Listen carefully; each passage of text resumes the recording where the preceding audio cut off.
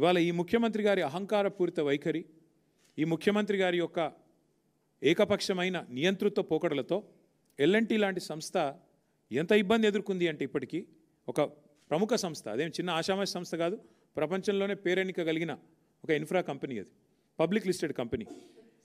ఇంకా వాళ్ళకు 2070 దాకా ఉంది ఇక్కడ లీజు. హైదరాబాద్ మెట్రోది పీపీపీలో 2070 దాకా ఉంది వాళ్ళకు, ఇంకా 45 ఏళ్ళు ఉంది. ఫస్ట్ క్వశ్చన్ ఏంటంటే ఇవాళ ఎందుకు ఎల్ఎన్టీ అనే సంస్థ ఇక్కడ నుంచి వెళ్ళిపోయింది? దానికి ముఖ్యమంత్రి గారు, రాష్ట్ర ప్రభుత్వం సమాధానం చెప్పాలి. నెంబర్ 1, మా క్వశ్చన్ ఎందుకు పోయింది, ఎందుకు మీరు పంపించారు అర్ధాంతరంగా, ఏ కారణం చేత ఆ సంస్థ ఇక్కడ నుంచి నిష్క్రమించింది?